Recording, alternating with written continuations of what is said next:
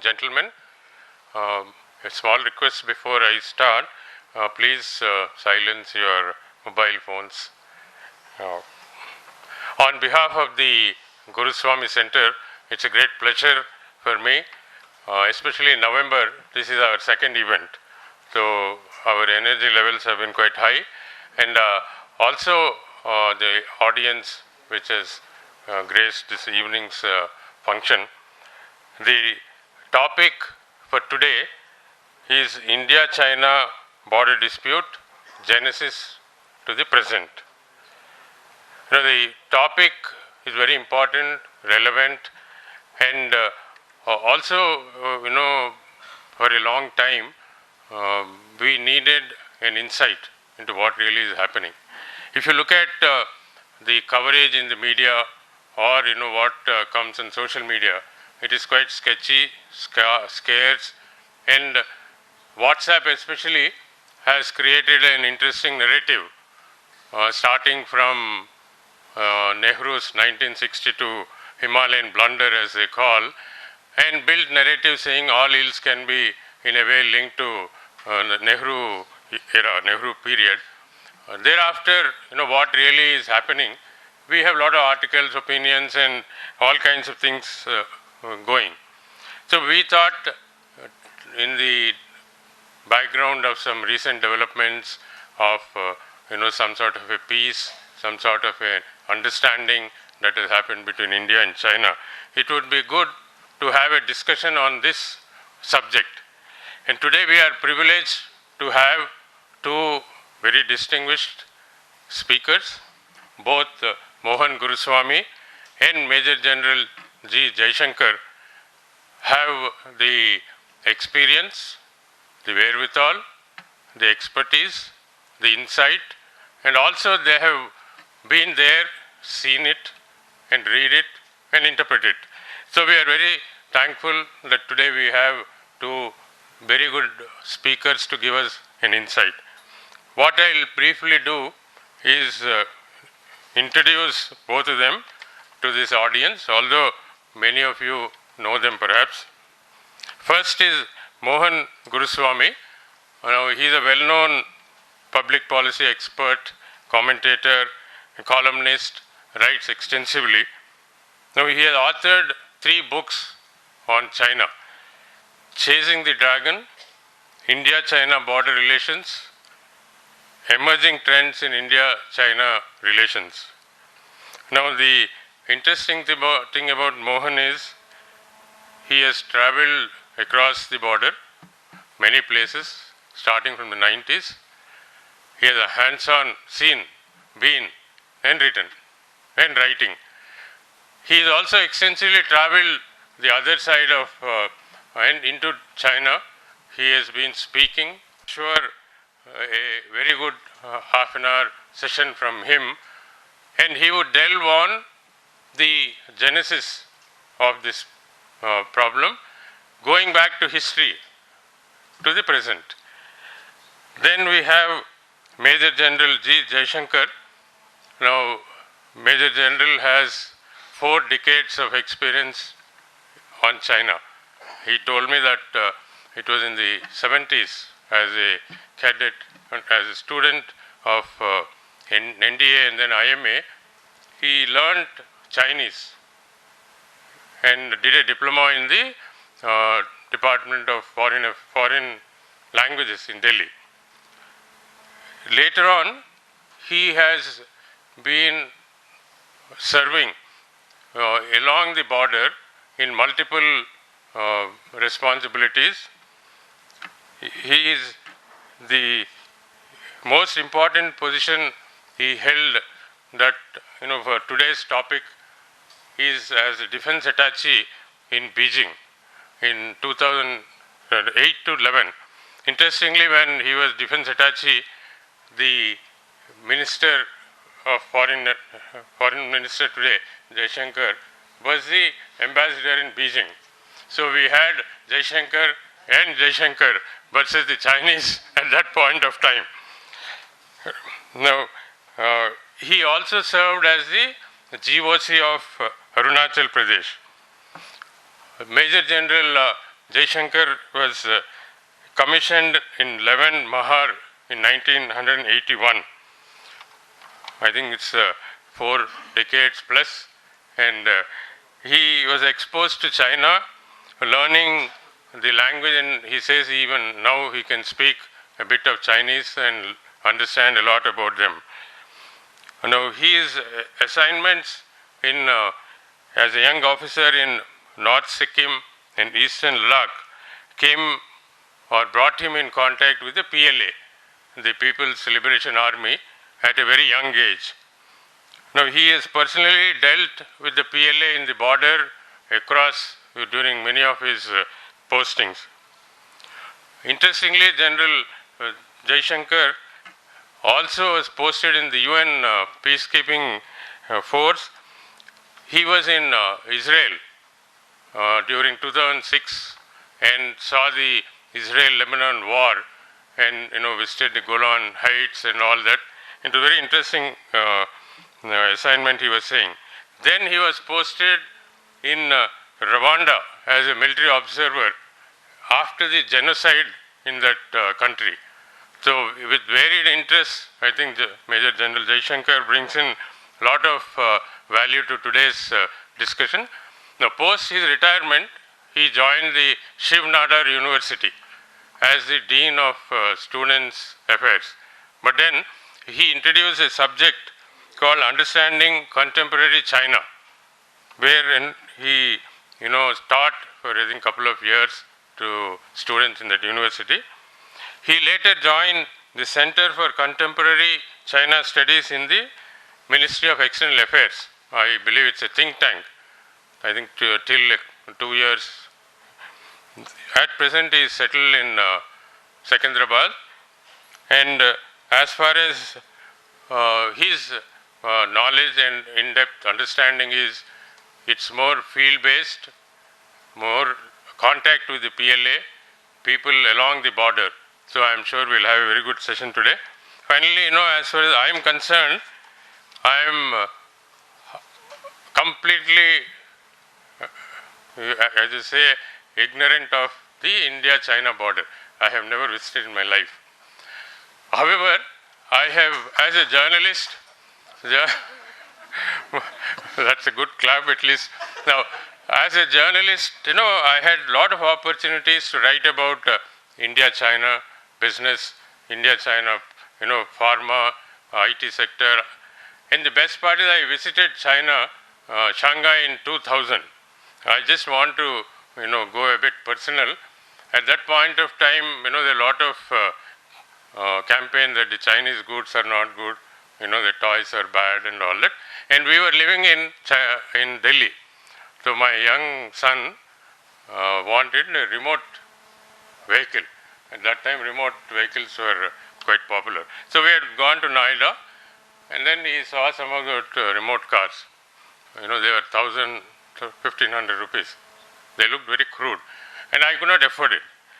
So the same year, I got a chance to go to Shanghai, and it was a company visit. And in Shanghai, I had 2 interesting experiences. One, doing business, doing bargaining and buying a product looked so easy in Shanghai. We went to a market and then we wanted to buy, say, a gadget. So the lady there showed us the gadget. And I said, how much? So she simply, took out a small phone sort of thing and, punched some 75 yen. So I said 40. Like, Indians typically, I was in Delhi. So I was told, if somebody says 100, you ask for 50. So I simply said half of the price. Then she said, no, punched another number. So I punched another number. So finally, I said last. So she punched 45 or something. I bought it. So it was so easy to do bargaining and buy in Shanghai that, I thought doing business is so easy. The second thing was I went to a shop, it's huge, there are a lot of toys in that shop. So when I went and saw the range of toys, I was amazed. From the crude remote cars and all this, they had planes, they had vehicles with, airplanes on top. So I bought half a dozen toys at a price which, did not look very expensive to me. When I came back and gave it to my son, he was so excited, and they were working so well that my home became full of action for a few days because of the size and the nature of the toys being so efficient. So I realized after 2 years they did not break. So my view of Chinese products, especially toys, and all that changed. And also a few foreign trips later on, I saw in many countries the national bird or the national emblem, everything is made in China. So it's made in China in a way was something of a standard which I thought is real and not what we perceived. And later on, as I said, pharma and all this I've been covering. In 2006 and 7, there was an international astro conference in Hyderabad. The NASA, ISRO, Chinese Space Agency had come here. At that point of time, the ISRO chairman, Madhavan Nair, when he presented our vision of Chandrayaan and all that, the Chinese were behind us. We were far ahead. Today, the Chinese have far outstripped us, in space. They're quite far ahead. So if you look at the Chinese have gone a long distance in development in many areas, while militarily they look eye to eye and also look menacing, but I think their impact is more economical, their strategy is more economical. However, for today's discussion, I think we'll have more focus on the India-China border issues and all that. And I just forgot one more thing. Major General was also involved in that infamous Doklam issue, so I think he will also touch on that. And lastly, one of the things that the Guruswamy Center has been doing, and today why we have two speakers who have this kind of insight and views, is we want to promote diversity. We want to promote more speakers from Hyderabad, more speakers in different subjects, and also create a good and healthy environment for us to discuss, debate, and go forward in creating this kind of a thought, thinking among public in Hyderabad. So that way we are very fortunate that both these experts are from Hyderabad. We need not rush to JNU or Brahmachalanis or some of them sitting in Delhi. Hyderabad has a lot of experts here. So I wish we have a very good session. What we will do is I invite Mohan Guruswamy and Major General to come on to the dais. So the program for the evening will be Mohan will make his presentation. Then we'll have Major General Retired Jaishankar to speak. After that we'll have a Q&A session. And thank you very much, and let's begin with Mohan. Interestingly enough, my first visit to China was in 2003. And I also came back with a box full of Chinese toys. Because it's very fascinating.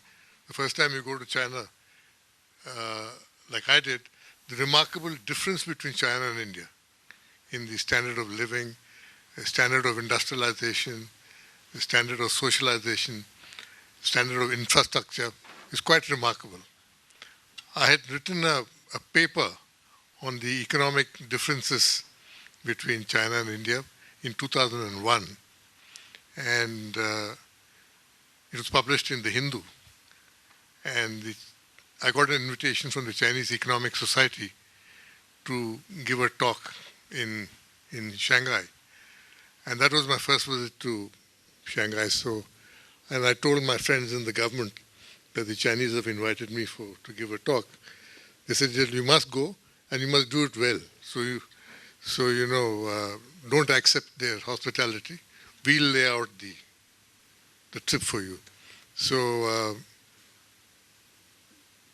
the trip was arranged, and very comfortable business class travel to China. The Chinese were very impressed because normally Indians arrive, skimping,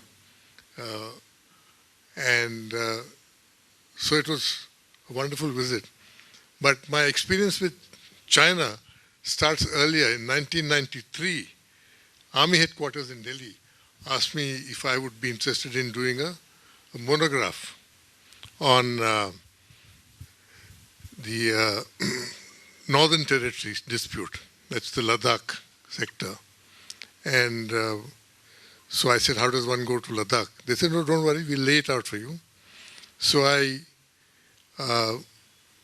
went into Srinagar, and I was briefed at the Corps headquarters on the border, lay of the land.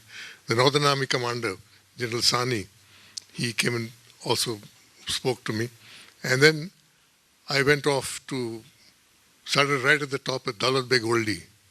I think very few civilians have been to Dibio. And so Daulat Beg Oldie, I came down to Leh, and I went to Pangong, and then to Chushul, Demchok, and I wrote a paper on how this border scenario developed. Then the Army headquarters asked me if I will extend it to the eastern sector. So I went off on a long trip. The eastern sector is more hard actually to travel because it's a longer border. And so I started off in the Tawang sector and ended up in Walong. And so a combination of modes of transport, helicopters, some places by jongas. Jongas are incredibly hard vehicles. And so it was a good trip, overall several trips to the border. Then I wrote a long monograph on the Indo-China border dispute, genesis, how does it start, where do we go from here? And then that was published as a book in 2002, 2003 sometime then, and was released by Jaishankar Menon, who was then the Foreign Secretary. And Jaishankar Menon was asked at the press conference, have you read the book? He said, yes, I've read the book, and showed his copy. It was all underlined, different pages underlined. He said, not only have I read it, but I have underlined major sections of it, and I flagged it down. So then the foreign correspondent there asked him, do you agree with what he says? He said, look, as Foreign Secretary of India, I can't say a thing. But read the book. And I'm releasing the book as Foreign Secretary of India with full understanding of what's written in the book. And so it's for you to come to your own conclusions, and for the Chinese to come to their own conclusions. So he was doing a little diplomacy on that. And then we organized a big seminar in Delhi with the help of some government agencies on the first major seminar on India-China border relations. The Chinese participated in numbers, the army participated in numbers, the MEA took place. The first time MEA and army together were on the same page. In India it's very difficult to get them on the same page. So that's how my entanglement with China began.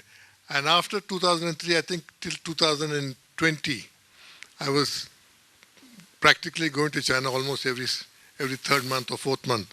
I've lost count of how many trips. And I've been to all the areas in China. And along the border, from the Chinese side, from Xinjiang to Yunnan.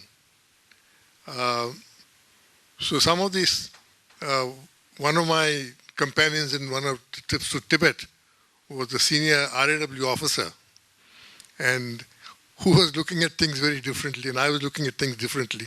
But we were making interesting notes, like when we were coming on that Jining to Lhasa rail, he had his altimeter out, and he was clicking heights at different places and making a note of it.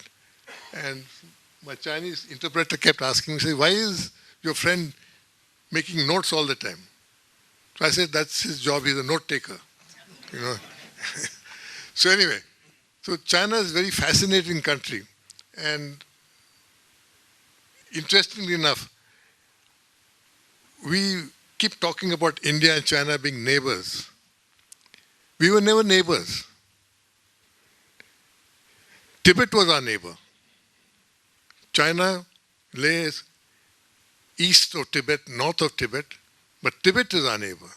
So therefore, my book was, therefore I called it the India-Tibet border.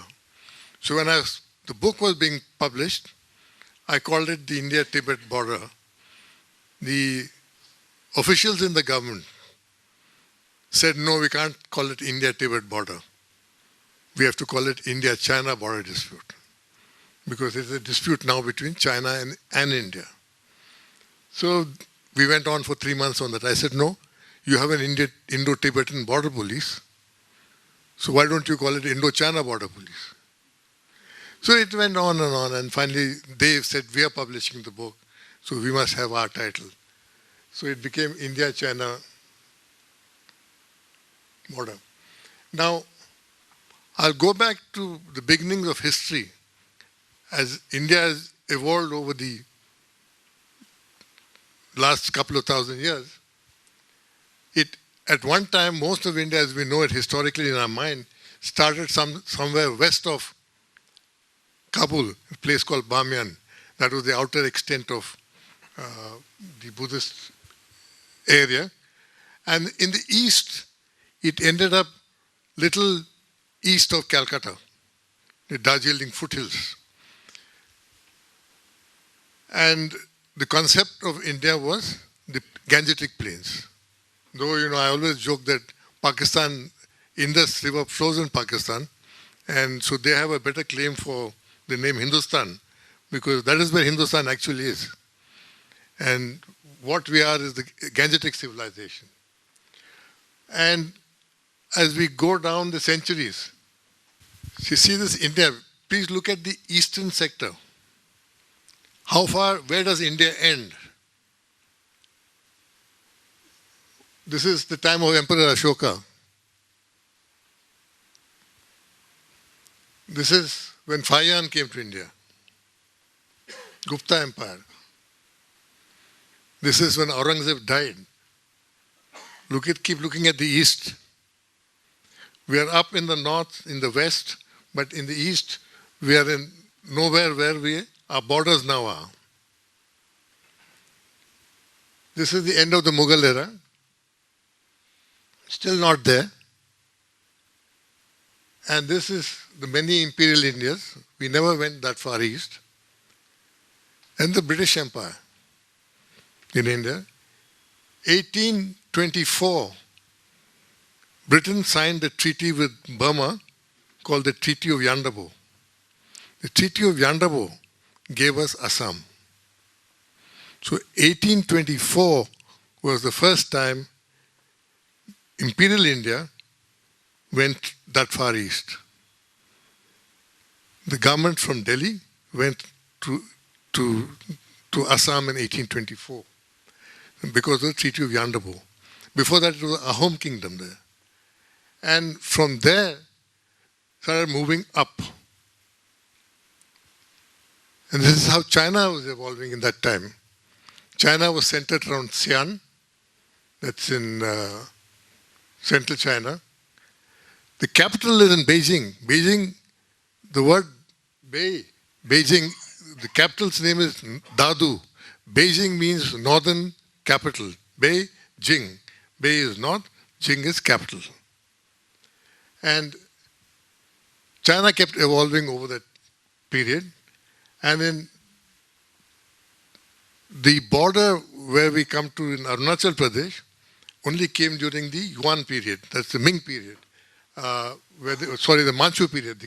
They call the Qing period. And even then, the Chinese never really came down physically that far. they would have all these plenipotentiaries who would keep drawing maps and keep sending it to the emperor saying that, we've gone. So they've got, I said, you could have had a map drawing Tengara also in Calcutta as yours, and then you would have claimed that was yours also. So they came as far as Lower Tibet, they call it. That's the Brahmaputra Valley. In 1904, Colonel Younghusband took an expedition of Gurkha soldiers, and there was no Chinese in Tibet, 1904. The only Chinese they came across was the Chinese ambassador in Lhasa called the Amban. And there were no troops, only Tibetan troops. In 1911, the Tibetans kicked the Chinese out of Tibet, and they came out through Nathula, sent to Calcutta. From Calcutta, they were put in boats and sent off to Shanghai. In 1931, Xinjiang, which means the Western province, Xinjiang, became an independent Soviet republic, and Stalin took it over and was run by a warlord called Sheng Sisai. In 1949, Xinjiang was gifted back to China by Stalin. In 1951, China annexed Tibet, and the Hans began to dominate China for the first time in hundreds of years. I always say that the Chinese came to power, that majority rule came to China for the first time in over several centuries. In 1947, first time a majority rule came to India. For the first time, the Indian majority asserted itself. So both our countries attained majority about the same time. And what we do is this is how the Chinese empire kept moving along, historical borders. You see, there's nowhere near Tibet. Tibet was always big, open area. The Manchus started claiming up to the Chinese border up to the eastern sector, where you got Arunachal Pradesh today is shown as a Chinese territory in their maps. This is in Potala in Lhasa. The red flag is flying there now. It never flew there for most of the 20th century, but they're flying there now. This is what the Tibetans, the Chinese say. For more than 700 years, the central government of China has continuously exercised sovereignty over Tibet, and Tibet has never been an independent state. This is their official white paper. This is what the Tibetans say. At the time of its invasion by troops of the People's Liberation Army of China in 1949, Tibet was an independent state in fact and law. The military invasion constituted an aggression on a sovereign state and a violation of international law. This is where the Chinese and Tibetans stand. Now, big question always asked, in this WhatsApp republic, on why didn't Nehru send troops to Tibet in 1951 when the Chinese came. In 1951, and this is a matter of record, when the government asked the army, how many troops can you spare? Army headquarters said, we can only give you 8 battalions. Because we were deployed in Kashmir. We have just fought a war with Pakistan. And our troops were all strung out. And after the war, we didn't have enough supplies. Army said we can only spare 8 battalions at the most. That means, there's no way of going into Tibet. So I think in a way he made the best out of an inability to do anything. This is the history of China and Tibet. It has been waxing and waning over the years. Sometimes Tibet even ruled China. And this man, Tshong Detsen, he occupied Xi'an and married the Chinese emperor's daughter. The history is one of Tibet were a separate nation, but under Chinese suzerainty from time to time, but never under direct Chinese rule, like they are today. Now the Tibetans call themselves Cholkasum now, and interestingly enough, the US State Department has now begun to refer to Tibet as Cholkasum. Cholkasum is the Tibetan name for that country. Now, this is the story of Tibet. Buddhism came to Tibet quite late. Buddhism went to Tibet after Buddhism went to China. Matter of fact, Buddhism and the Sakya sect was established in 1073. The Karmapa sect was in 1155. Now this is very interesting. This place, Tsongkhapa, in 1409, the Gelug sect, which is the present Dalai Lama sect, which is the yellow hat Tibetans. They set up the Gelug sect in Garden near Shinging in 1409. When I went to this place where the Tsongkhapa started the Gelug sect, you see lots of Chinese coming there because they all worship the Buddhist symbols of China, of Buddhism, and the Tibetan symbols of Buddhism. And the Ming emperor recognized him, the Dalai Lama, who was the Gelug sect head, in 1642 as an independent sovereign. In 1723, the Qing troops left Tibet, leaving just the Amban behind. Now that was the situation when Young Huntsman went in 1905. Only the Amban was there. In 1786, the Gurkhas attacked Tibet. The Dalai appealed to the Qing emperor for military assistance. The Gurkhas were driven away, but the Manchu troops remained. Then an era of Chinese interference in Tibet began, and the Tibetans agreed to the Golden Urn formula that gave the emperor a say in choosing the Dalai Lama. This is very important for us to understand now, because this Dalai Lama is 89 years old. So the Chinese say the next Dalai Lama will be chosen by us. The Golden Urn is actually there. There's an urn in Potala where names will be dropped and the Chinese would pick a name. So the Tibetans will drop the names, Chinese will pick a name from that. The Chinese now interpret this as a right to have a say in the choice of the next Dalai Lama. They already have chosen a Panchen Lama. Now, what I asked the question, I did a war game which was enacted in Delhi about what happens if a Dalai Lama is born near Tawang, as the 13th was in Tawang.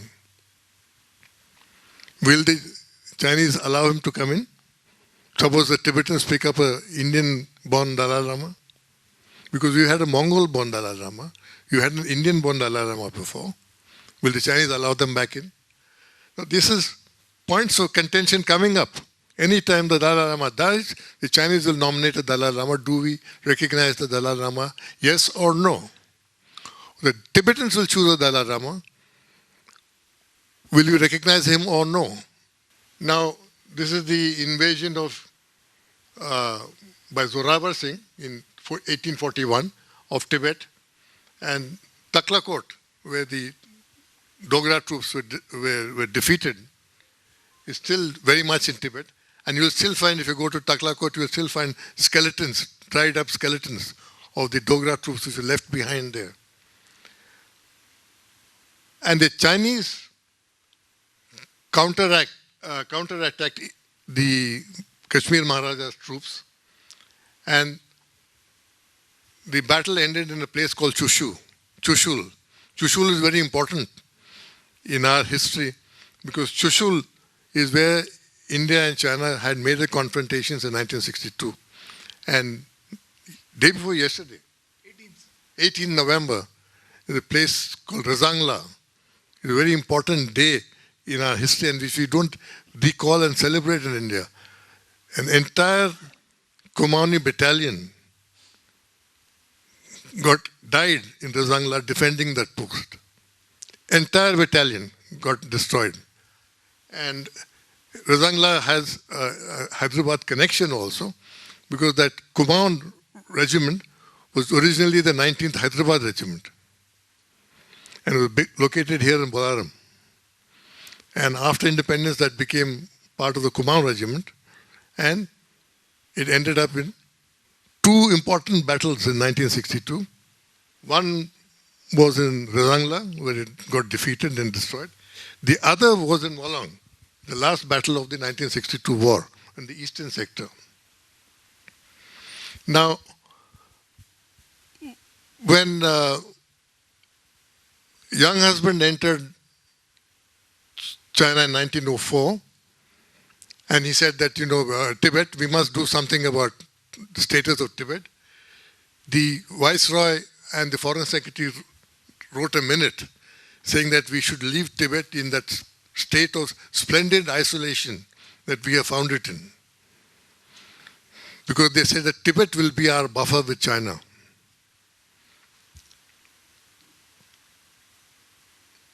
So we didn't show any interest in Tibet till independence. Now, I'll jump up further because they're getting into a lot of details here. When the Chinese entered Tibet in 1951, India entered Tawang for the first time in 1951. Assam army officer called Major Bob Cutting of the Indian Frontier Administrative Service, he led a column of Indian army troops to Tawang and hoisted the flag on January 26, 1951. The Chinese entered Lhasa, we entered Tawang. There is a part of history which we forget in this country. We don't want to recall. We pretend that we were there all along. In 1959, the Dalai Lama fled to India and set up a government of exile, and is still here. Now, the Dalai Lama is very interesting. In 47, he wrote a letter to the about to become independent India, saying that you are going to be independent soon, but don't forget that there are parts of the northeastern sector, that is Nifa, which is Tibetan. So he claimed Tawang in 1947. It's written in record. He said Tawang is ours. The basis of the claim of Tawang was the monastery is ours. Now Tawang has a population of 20,000 people, and out of 20,000 people, 800 are Buddhists, Tibetan Buddhists, and the rest are Monpa tribals who belong to Arunachal Pradesh. Now, the Chinese tell us, when we have our official negotiations, that, we never asked for Tawang. Dalai Lama asked. We are respecting Tibetan wishes. And when the Dalai Lama renounced this claim on Tawang? In 2006. We had several meetings in Delhi, informal track 2 meetings, and finally the foreign minister of the government of exile, Tempa Sharing, who's now the prime minister of the government of exile, said, I am authorized to inform you that His Holiness has agreed to repudiate that letter. So the first time the Tibetans actually dropped the claim on Tawang. Now this is, and after this, the Chinese began to claim this area under Tawang, which is in Bhutan. I don't have a map for that, but General Jaishankar will tell you about it. It's about a place called Sakteng.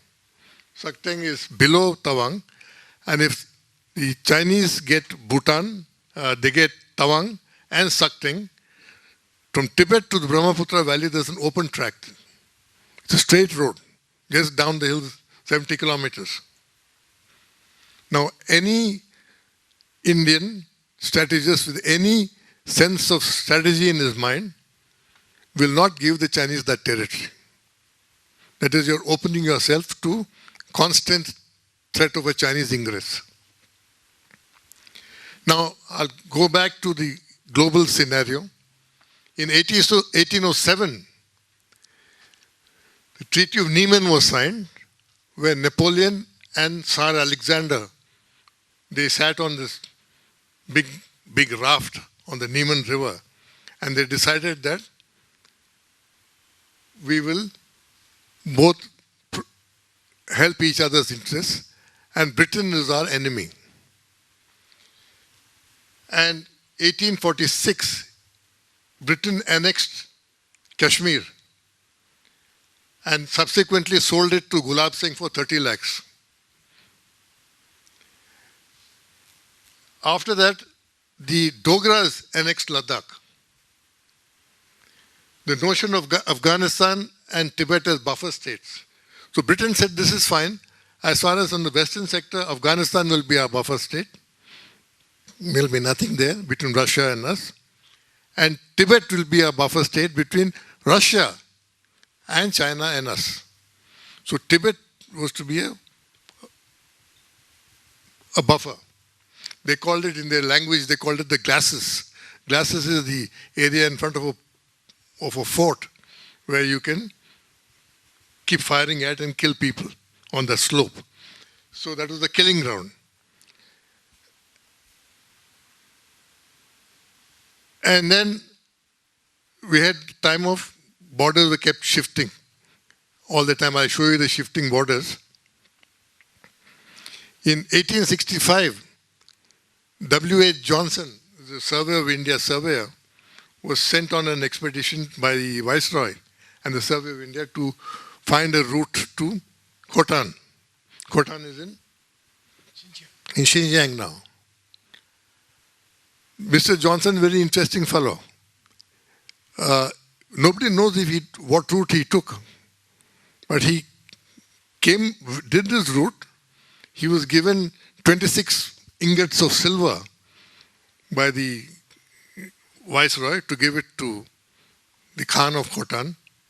Whether he gave the Khan of Khotan those ingots, we don't know, because Johnson never came back to Delhi. Johnson went off to Srinagar. And he told the Maharaja there, sir, I have increased your territory by 23,000 square miles, because I have surveyed a place called Aksai Chin. And this Aksai Chin is now will be part of Ladakh. So Maharaja was so happy that he made Johnson the commissioner for Ladakh. So Johnson never came back to India. This is the basis of our sum and substance of our annexation of Aksai Chin. Now, these two people are very important. Young husband and Gromchevsky. Young husband was the great explorer of the north, and Gromchevsky was a Russian Tsarist officer who was exploring the east for the Russians. So wherever Gromchevsky was, a little later Russian troops would arrive. Russia at that time was expanding at the rate of 55 square kilometers a day. For 2 centuries, that was their expansion. It started off at Moscow and ended up at Vladivostok. Vladivostok's translation is the sentinel of the east. And I've been on that route to Vladivostok. The IL-76 aircraft takes 11 hours to go from Moscow to Vladivostok through 7 time zones. That was the size scale of Russia's expansion. But still Russia didn't have a warm water post. So the British would always worry about Russians wanting India, because India was the prize of the British Empire. And Britain was only interested in saving India as hers, because India was the milch cow which financed the Industrial Revolution in Britain. Now, in 1889, young husband met Gromchevsky in Yarkand. They actually physically met. And they had an evening together. And young husband sent a report to Director General Military Intelligence in Delhi, saying that I met Gromchevsky, so we have to do something on the border. So the border, India-China border, India-Xinjiang border was advanced. 1890, the Chinese occupied Shahidullah, which is near Daulat Beg Oldi. In 1899, the McCartney-MacDonald line, excluding Aksai Chin, was drawn. This was Lord Curzon's border. So we didn't have Aksai Chin in India in 1899. Then that's how it was. Till 1940-41, some British agents reported to DMI in Delhi, Director Military Intelligence in Delhi, that they saw some men with golden hair in Xinjiang. So Britain got worried, Gromchesky, imperial history. Immediately by reflex they said, advance the border again. So we advanced the border to include Aksai Chin. So now we've got a line called the Ardagh-Johnson line. Ardagh was Major General John Ardagh, Director of Military Intelligence, and Johnson was that famous W.H. Johnson, Harry Johnson, of 1865. So it was known as the Ardagh-Johnson line. So the Ardagh-Johnson line is the line India now claims as the border. So remember this, because we are, when I briefed Mr. Vajpayee on the border issue, so he said, मैं तो समझ गया, मगर आप मुरली मनोहर जोशी जी को समझाइए. So I went to Murli Manohar Joshi and I showed the maps to him, gave the background. So Murli Manohar Joshi's reply was, but Mohan ji, ये तो जमीन को हमने हमारे खून के साथ सींचा है. I said, वाह, सब जो जमीन में आप गए नहीं तो उसके खून कैसे दिया आप? So this is the internalization of a fiction we have created about Aksai Chin. Now, no military officer, no MEA, no government officer, actually no Indian can say this aloud. Because this will be considered unpatriotic. But to this I always quote the Bhagavad Gita. From anger arises infatuation. From infatuation arises loss of reason, confusion of memory. From confusion of memory arises loss of reason. From loss of reason, one goes to complete ruin. So we have got infatuated with areas which we never had, internalized it. Now these are the many lines. You see, the border kept changing. The Chinese kept also, but one thing is for clear, the border lies on different lines according to different perceptions, from Daulat Beg Oldi in the north to Demchok in the south. These 2 points were agreed on. The Chinese are agreed, Indians are agreed. What lies in between is where we don't agree. All these places, Galwan, Depsang, Pangongso, all these hot springs, different places we keep arguing about, is where they say this is our line, we say this is our line, and it keeps going backward. The Chinese basically have accepted that McDonald-McCartney line of 1899, saying this is the border, and we accept this line. But they will not say it because that means recognizing an imperial treaty and an unequal treaty, so we won't accept it. But the Chinese are there now. Today, where the Chinese are occupying, holding that line, is 18, and it suits them because it places India tactically at a very vulnerable situation. Daulat Beg Oldi is 90 kilometers from Kardungla? 90 kilometers from Kardungla. It runs along the Shok River, and you got a mountain behind you. I'll show you the satellite map. If there is a crisis with China, Daulat Beg Oldi can't be held for more than 1 day. But this country will go up in flames. Daulat Beg Oldi ko घमा दिया इन्होंने. This जमीन को हमारे खून से सींचा. You know that movie हकीकत songs will come. कर चले फिदा जान होता नाम तुम्हारे लिए. So we are internalized all these things. Now, these are the lines. I won't get into details on it, but all I want you to understand is that area which the Chinese held,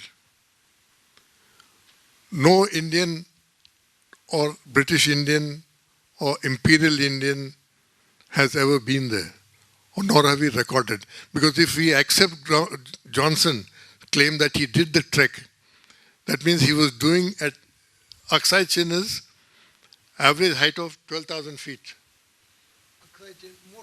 More, goes up to 16,000 feet. It's soda plains. If you go up, if you come by helicopter as I did, on the right you see flat ground. It's soda plains. The dust is so fine, it'll cut through everything when it blows in the night. Every night the temperature goes to about minus 20, minus 30, every night. And nothing survives there, not even a blade of grass.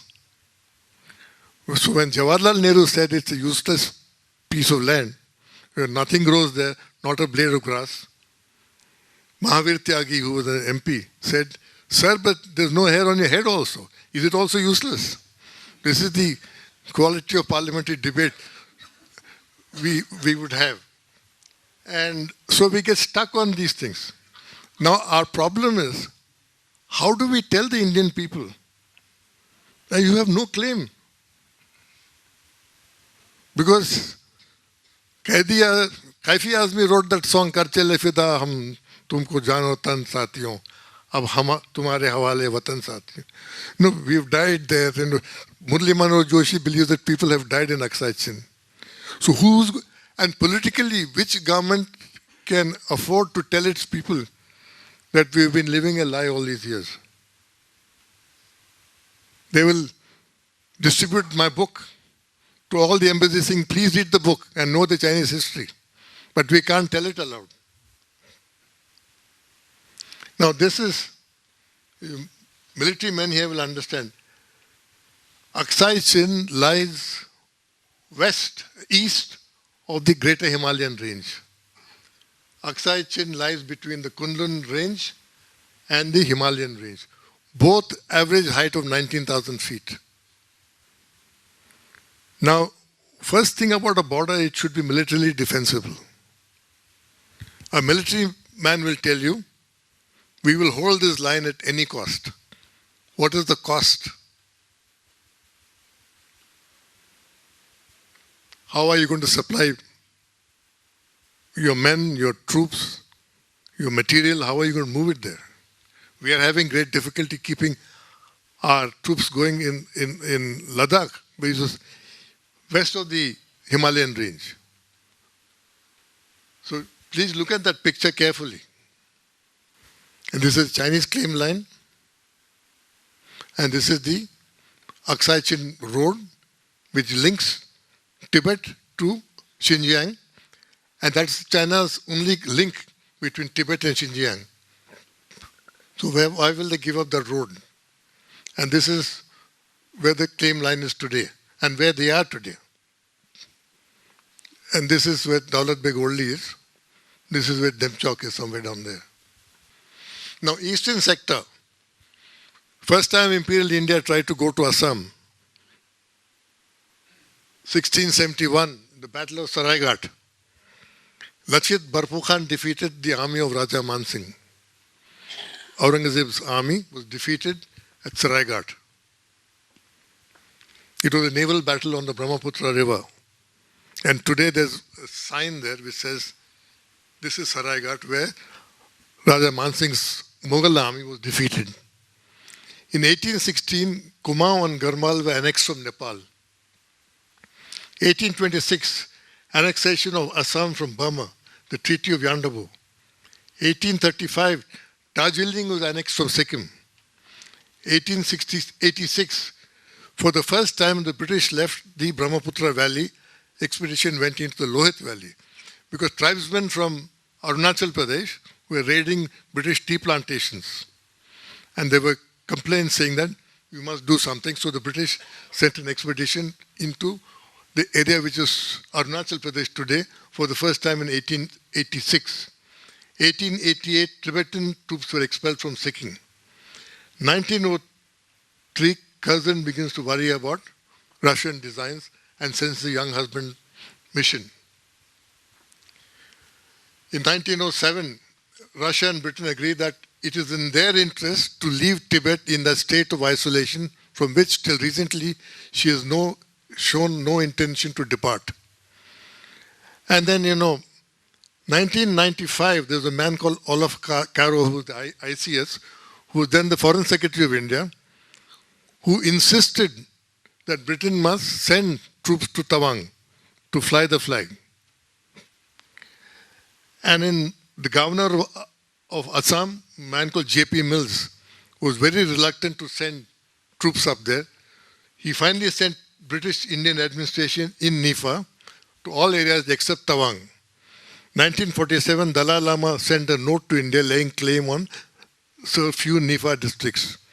In 51, Major Bob Carting raises an Indian flag at Tawang. For first time. This is Arunachal Pradesh. Now, we call it Arunachal Pradesh, the Chinese call it Lower Tibet. Now, this is the geographical border. This is the Himalayan snow line. If you look at that snow line, that's a perfect border, a geographical border, because it moves along the crested. The snow line is there. And I keep showing this to the Chinese when different meetings there, that this is the natural border. How can you claim a border below? It's as ridiculous as us claiming areas north of the crest line, and which we did, which is how we ended up in the war in 62. There's a place called Shenzhen here, north of the McMahon line, which, because the border is drawn with a pen, the nib takes you up the other side of the hill also. So we went and occupied this place called Xinjiang, which is north of the Thagla line. Can't be defended. The Chinese kept watching. In 1962, they surrounded Xinjiang. And orders were given from Delhi saying that, throw the Chinese out. But instead of throwing the Chinese out, they threw us out all the way up to Tawang. Because if you're sitting in Delhi, you haven't seen the terrain, haven't seen the territory, you haven't understood the history, and you believe that you spent your blood holding that land, then you will give orders like this. This is where we are now. The Chinese claim till here, and we claim till here. Now, this area of Tawang sector I was telling you about, this is Tawang, and this is the place in Bhutan called Sakteng. We hold that area. The Bhutanese have this area. The Chinese are now claiming this whole area. So if you come from here, from Shigatse is only 60 kilometers from here? 150. From 150 kilometers, you have beautiful roads. You can come pouring down till here in half a day. When I went to Shigatse in 2012, I think, I was wearing a tie given to me by the 33rd Corps of the Indian Army. The 33 Corps is at Sukna, a place called Sukna, near Siliguri. Bagdogra, near Bagdogra. So I was wearing a 33 Corps tie. So the Chinese fellow at dinner noticed it. He said, "Oh, you're wearing 33 Corps." So I said, "Yes, we are the guys who are going to come here if you pick up a fight with us." Because that road from Shigatse to, he said, "Would you like to go up on the road tomorrow?" It will take you an hour. He said, "We'll get you there in an hour and bring you back." Because the road is 4-lane highway. If you go up to Natullah, you will see. And And we are, Assam is at 200 feet above sea level. Tezpur, Not even that. Tezpur is about 200 feet above. And our border is at 18,000, 19,000 feet. So we have to do that in about 80 kilometers, 90 kilometers. 300 kilometers. No, by road, by bird fly, By flight about 80. 80, 90 kilometers. So you have to acclimatize your troops. It takes 3 weeks to acclimatize. And there's no holding capacity in the mountains there for troops. There are no places for cantonments. Even today, Bomdila is a field posting. Yes. Mumbai altitude. High altitude and no holding capacity. There's no ground. Everything will have to go from the bottom. So, this is our disputed areas. I've held this back till the end. This is the border of India, published in 1950. You all must see this carefully. There's no border around Aksai Chin. There's no border, it's a wash drawing. Left undefined. When I published this in my book, I was told that you will be open for sedition. So I showed them this. Where did it come from? It came from the first Constitution of India. The Constitution of India, Indian states under the new Constitution. No border. Even we were not sure. How we discovered this border was very interesting. There was an Indian interpreter in our embassy in Beijing who went to a barber shop for a haircut. And while he was sitting there waiting for his turn to haircut, he was looking at a magazine. You know, China publishes all these lovely magazines those days, pictorial magazines. And it showed of this road which the Chinese had built from,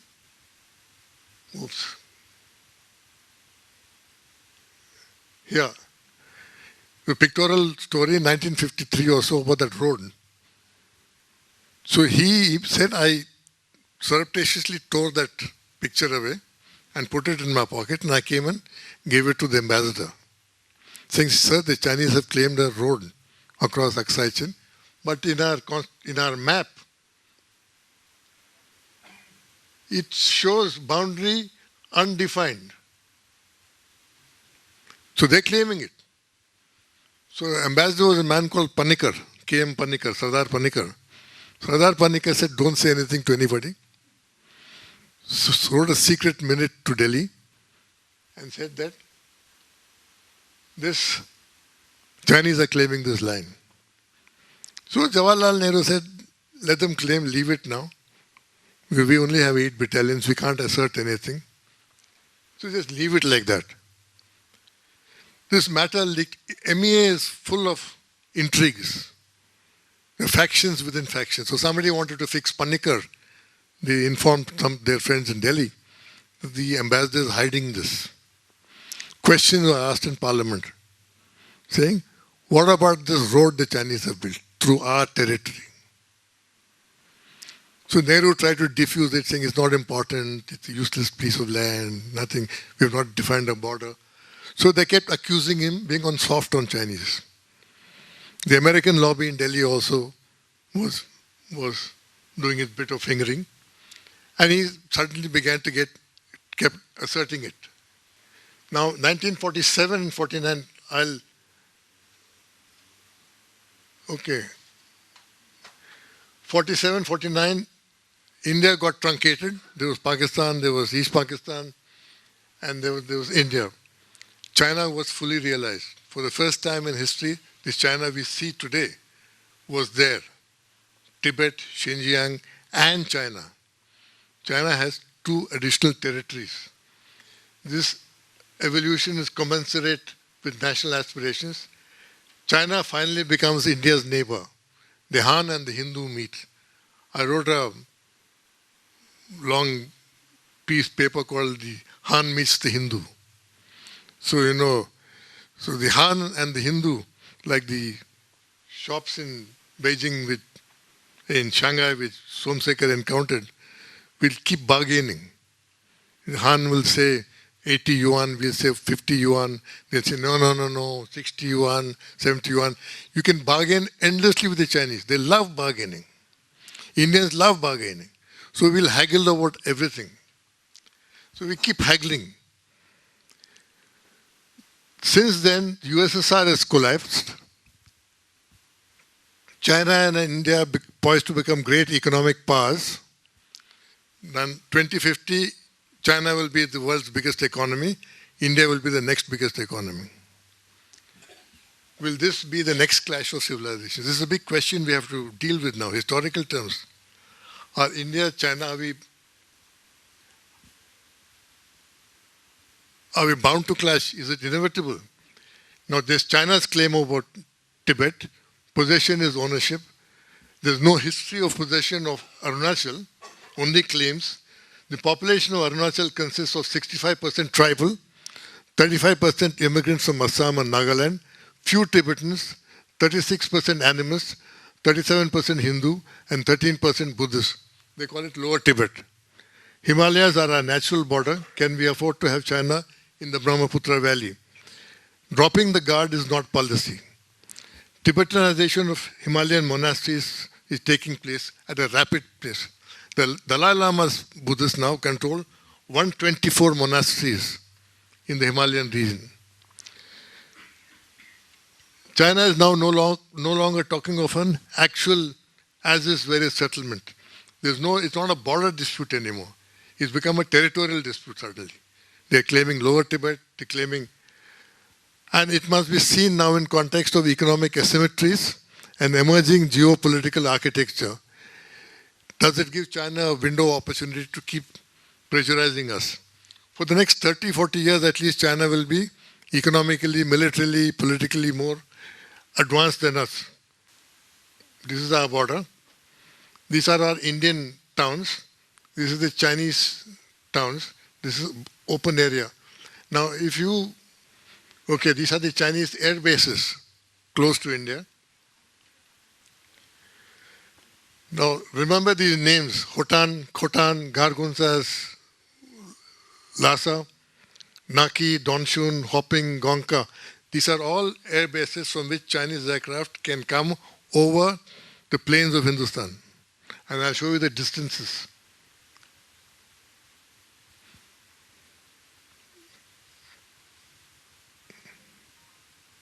Now, a Chinese plane taking off from Gargunsa will be over Tezpur, 325 kilometers. It will do it in 20 minutes. The Sukhoi 27 will bring 7 tons of military material in 20 minutes. Now, who do we target back? There's the open desert of Tibet. You want to counter-target China. Closest is Yunnan, which is 1,200 kilometers away.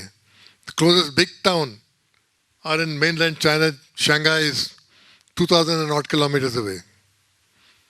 So where do we go? A military man will think of these things. Jaishankar will be thinking of these things. But people who sit in the plains, sit at home saying, Hamara bhumi hai, we can't talk about it so cavalierly. These people have to fight. Where will they fight? Now, the chronology, the Chinese at various times had offered us a standstill agreement. You stay where you are, we stay where we are agreement. We had said no. Last time it was offered when Rajiv Gandhi went in 1988. Deng Xiaoping had offered it.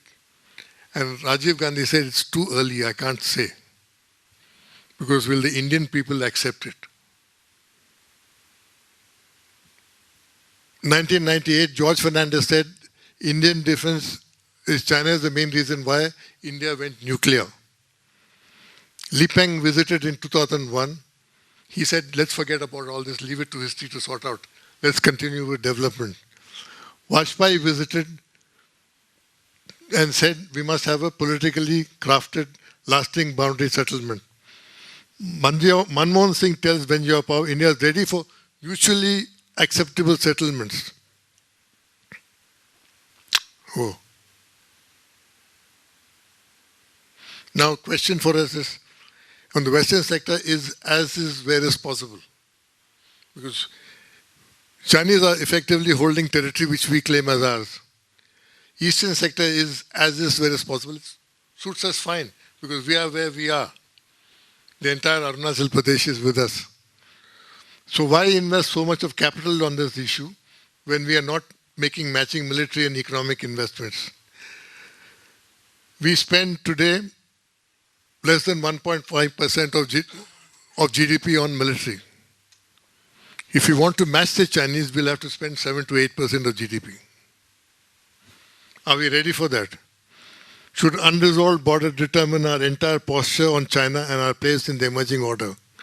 Now, Parliament resolution in 1962 said we will vacate the Chinese from every bit of land they hold. That includes Attache.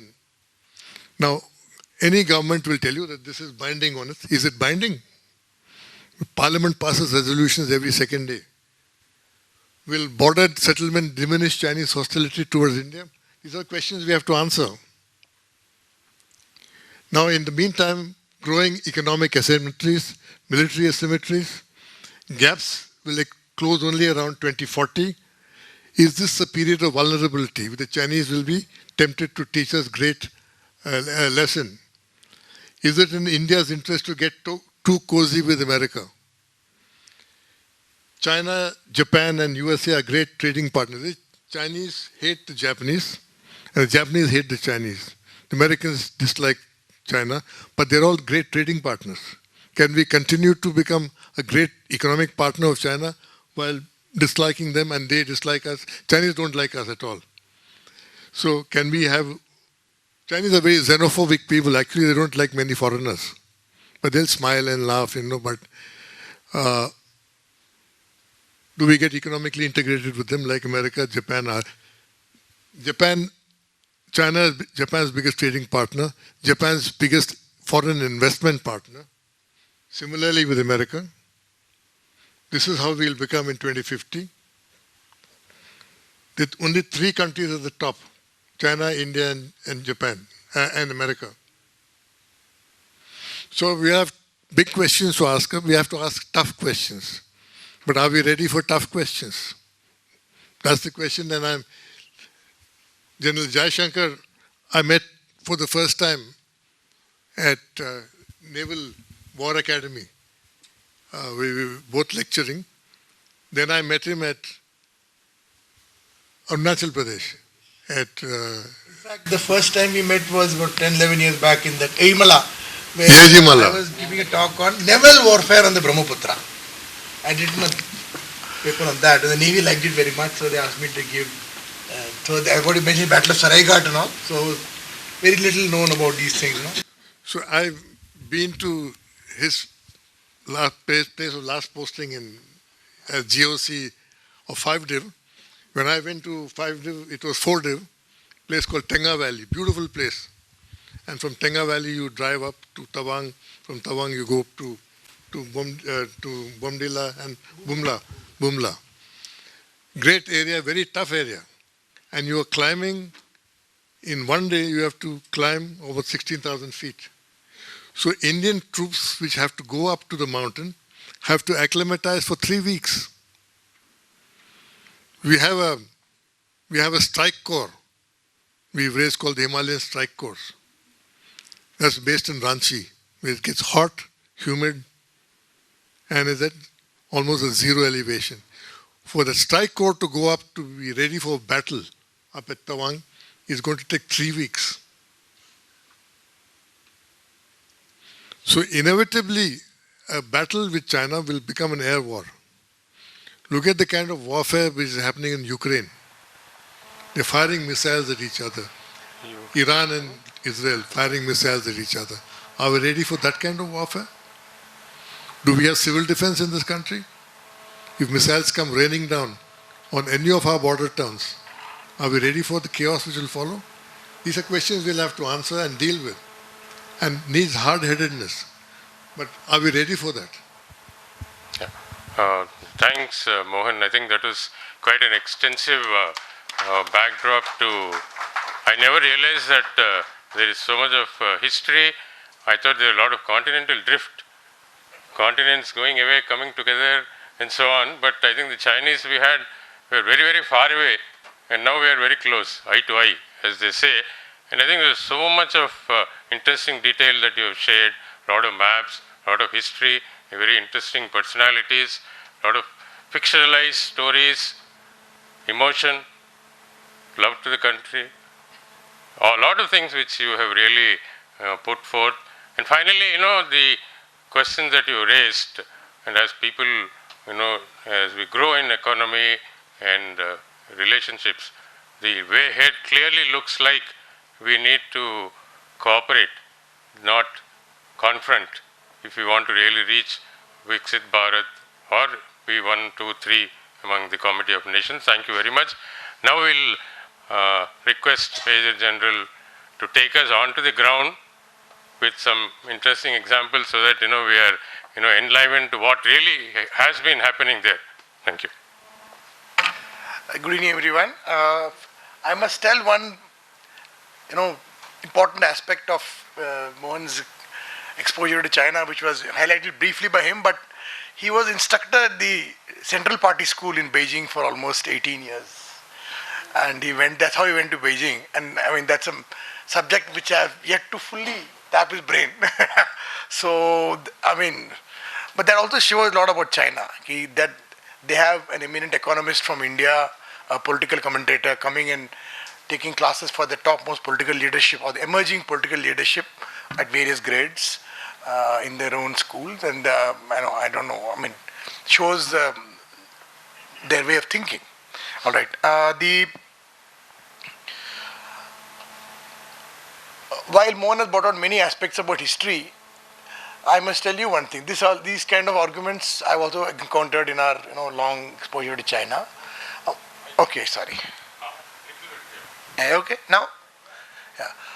While our claim to Aksai Chin and Arunachal side may be weak, the Chinese claim is weaker, right? So, and Mr. Nehru in his letter to Chow En Lai in 1950 had mentioned that the border between the two countries are determined by long usage and custom. Exact words used. So I would like to submit in this that this long usage and custom hai kya? And what are all these things which are in our favor? Like, give an example. When I was posted in Beijing, I gave some lectures on the coins in China. Again, one of my hobbies. And it was right in the middle of Beijing. I gave this talk when Dr. Jaishankar was the ambassador. And I sort of explained using illustrations from Chinese museums about usage of Chinese Indian coins and Indian currency in Tibet. In only 1962, that the Indian rupee was banned. In March 62, the Indian rupee was banned as legal tender in Tibet. Till then they were accepted. So that goes a lot to say about the kind of links. And also the Dalai Lama claiming business parts of, Arunachal, other places. He looks at it from a religious point of view. Though I know he's a secular leadership also, he provides administrative head of the government. But it is based on the Zongpens and the kind of, offerings given to the various monasteries up the chain, all the way to Potala. But what about other aspects of administration? For example, there are grazing taxes paid to graze your yaks and cattle. What they were paid in form of yak butter and various other implements and things were traded. So there's evidence to show that the grazing grounds were owned by people in the south, and the people from the north used to come and these used to come and graze there and pay tax or pay rent or whatever you call it. So these proves or the shows that is an argument to be made about the administrative control over these. Like I said, it's an argument. Okay, so we have to go into more of these things. And during my tenure at the university, what was mentioned by Soma that I used to teach there, it was only about these kind of things, nothing to India-China relations or bilateral issues, security issues, border dispute. No. About understanding China as a country, their culture, their language. Language, I'm not teaching language, but to understand them. Like he mentioned about his experience buying remote control toys in China. Right? Now if you go, or later on if you go, there are some markets like Ibu and all, you'll find Chinese people selling you in Punjabi, in Gujarati, right? In Tamil. And in fact, I must tell you one small incident here. When Mr. Nirupamara was the ambassador, we had a little function, Diwali function, in fact, in our embassy. And there is a thing called CRI. There's like BBC, China Radio International. And they hold broadcast, talk-in shows. Those days, internet are not so common. So children from India would phone in to them to ask for advice on how to come to China, study in China, especially medical students, mainly Bengali and from South India. So they had people from people hosting the shows, and we were aware of it. So extended invitation to their CRA people to come and join us for the Diwali party. They said, our names are Ishwari, Sundari and all. So then I told the security guys, when these ladies come, please let us know so that we can we'll receive them properly. Nobody told me anything. I slipped my mind also. Suddenly, in the middle of the function, towards the end of the function, two young girls came to me and said, "Sir, we want to take a photo with the ambassador." I said, "Certainly, who are you?" She said, "I'm Ishwari, I'm Sundari." Two Chinese girls, young Chinese girls. They've never been to India. They speak fluent Tamil, better than me. They host phone-in shows. And serious people, I'm trying to say that they are serious people who take their professional things very seriously, and that's how they are where they are. Right. Now, while Mohan sir covered all the historical aspects and the political side very well, I'm just going to talk about ground aspects of border management. Actually what happened, all border management sounds very exact. Actually what does happen? So we have a border which is 3,488 kilometers long. This is the official stated border. Line of actually control 3,488, not the international border. Right? So this 3,488 is long, big distance. That's twice the driving distance from Delhi to Kanyakumari and back. So we need to have, how do I change? Okay. Yeah. To man the border, any border, we need to have surveillance, right? To keep eye on the border. We need to be able to see him because he's not manning the border as he moves towards the border. Then be able to react and reach their projected contact point before he reaches. And say, "Hello, it's a friend, how are you? Nice to see you here, long time no see." Tell him like that, right? Show him that we can reach there faster than. And in case there is a higher than expected build-up or there is a movement, major movement, we should be able to match that movement. So that's how you man the border, right? So, but you must remember that round-the-clock surveillance of the border at such altitudes is very difficult. And it's not about altitude and temperature alone. To an example, like I'm just giving a map of North Sikkim. As you can see, this is the Gyagong, north. That's north of the Great Himalayas. The flying is possible only in the morning. Early morning, 2-3 hours you can fly. After 10-11 o'clock, flying is very difficult. After 2 p.m. in the afternoon, invariably, the wind is so high that if you stand outside, the skin will be ripped off your nose. It's not it's not just a breeze. No drone can fly here. First of all, it's at that altitude. No rotary wing drone can fly. So all this fancy surveillance may be possible in Ukraine and Gaza and all, not possible here. They can't fly here only. Yes, you can have Predator-style drones which can fly at 15,000 meters, 45,000 feet and take photograph, but they are very few and they're very expensive. And no, both of us don't have that kind of a capability. Satellites, some amount. These passes take place once in a couple of months, right? If the cloud is not there at that time, it's all right. If cloud is there, then there is no photograph. And at that altitude, there is no infrared photography, nothing will come except some small red color. Nothing will happen. So, basically, your surveillance, whatever with the technology, ultimately a soldier on the ground with a binocular looking. He should have good communication with his base so that he can give advance warning of the movement. And these places where he is looking should be so selected so that he has got maximum area to or able to look at it long distance, right? So, once he sees that movement, he should warn and people should be able to move up fast. So to move up fast, they need good roads, they need good vehicles or good means of transport. Another important point is that diesel freezes.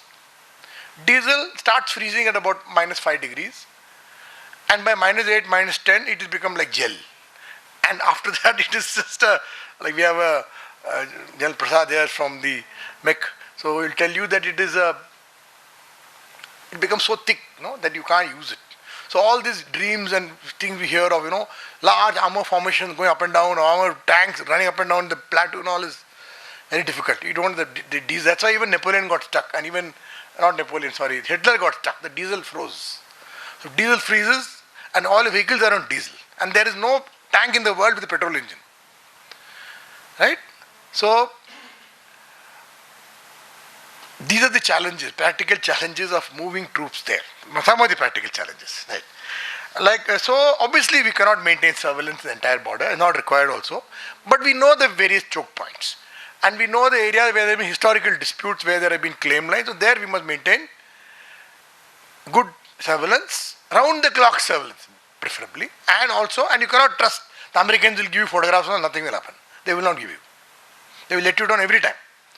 So just you cannot depend on anybody else, any other country, some intelligence tie-up and all, nothing will work. You have to have your own means of carrying out surveillance and reaction, right? Also, we don't have any more, we used to have something called agreed disputed areas with Chinese as part of the CBMs emerging out of after the 93 Rajiv Gandhi visit and all that. It happened after that. Various protocols were signed, 16, 17 agreed dispute areas, but now these dispute areas increasing all the time. And we cannot trust the Chinese that they will not open up new places. So we must maintain good surveillance and zero trust. Ideally, why I put up the map is that we need ground to hold ground across the Himalayas. Like you were telling that, that area, Attache, that is ahead of the Great Himalayas into the Tibetan plateau. Only then you can match him. So this is one portion, the only portion in fact in the eastern border where the border is ahead of the plateau, right? Ahead of the Great Himalayas, forward, the watershed. The watershed is ahead.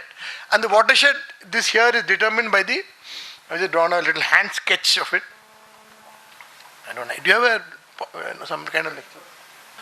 Right. So this I just drawn a rough sketch. This is show the Great Himalayas, right? So this is the border in Sikkim. This is the finger area, and this is go all the way down to Chumbi Valley, Yatung, and this is what Mohan was mentioning about Shigatse being on the road to Nathula and all. So this is that road. Okay. So now this area is this is about 15 to 18,000 feet. So Gayakon 15,000 feet as written, and the road comes down. The red is the road. Comes down to Lachen, Thangu 12,000 feet, Lachen 9,000 feet, Chungthang 4,500 feet. So in a distance of just about 100 kilometers or even lesser, you are going from 4,500 feet to 15,000 feet and beyond. So you need to have, and this is where the river, also the Tista, this is Nala here, it comes down between this north-south ridgeline and the east-west ridgeline. So this is one of the little tributaries of the Tista coming from the north. So as per the 1895 agreement between the British and the Tibetans, the water parting of the Amochu on the Tibetan side and the Tista on the Indian side forms the border. So the watershed from the border. Since the Tista starts ahead, north of the Great Himalaya, so that's ours. Right? So that is the logic. The Chinese also buy that logic. So these are the passes there. And if you see, I'll come to the area a little more later on, but this is the tri-junction with Nepal, the western tri-junction with Nepal. Western tri-junction of Sikkim and the eastern tri-junction of Nepal. That is basically on the northern slopes of Kanchenjunga. So the Kanchenjunga, these are all huge areas, these are all not small heights. And Chomoyomo is the feature here. Now there's a little pass here called Lungnakla, and this whole comes into a valley called Mugutang. Now this is completely virgin area, completely virgin, right? So this is to show you that the large parts of the border which are not at all, nobody goes there, still. And we should have means of going here. Here, this is called Brown Ridge, Kambazong, Traksing, Gopa. This is all the roads from the Chinese side are right till the border. In fact, there is a one kind of a mineral water plant also right next to the border here. It makes some Tibetan mineral water. So, so they have got full roads still here, but we don't have nothing. Pahundri is here on the other end. This is the Tista Kangadi glacier. Guru Dongmar, some of you may have visited Guru Dongmar, that little lake which is there. And across the Chambi Valley is Chomoleri, which is towards the border with Bhutan. These are all 7,000, 8,000 meters mountain, tall mountains, very, very high. All right. Now the issue of road and placing of troops forward, placing surveillance equipment is being addressed now, but we are still several years behind Chinese. We have to be cognizant of this fact, and it will take, even if you work gung-ho right now, it will take long time to develop. And the soil and weather conditions on our side are very difficult because it goes up just like this and he's flat there. And here it's all loose soil. And especially like in the area here, ahead of Lachen, I would put a little round, there's a place called Satmod here, which keeps collapsing every year. And 2-3 years back, we had a huge glacial, that GLOA flood, which happened to that dam in Chungtang. You remember there was a big dam burst here that happened right here, Tista ke upar. So the whole thing went away. So now this is a regular occurrence here. So weather, soil, these are all problems we have got. All right. So now face-offs. So this is so much just to get a brief idea of the practical difficulties of managing the border. Face-offs, how do they develop? They don't develop overnight, to be honest. So for that, what will happen? First of all, they are not a foot-bound army like us. They bring their equipment forward, they bring their men forward, they build it up. Of recent past, they have built something called Sheokang villages, or villages along the border, about 600 of them, all along the India border. Sheokang Shanghu actually is a Chinese dream that, by 100 years of the liberation of China, which is 2049, they will be a moderately prosperous society, right? 2049 is the target. So moderately prosperous in Chinese is Sheokang Shanghu. So moderately prosperous village will come up, have been put up, all these. Basically middle income is another way of putting middle income. They want to achieve middle income status.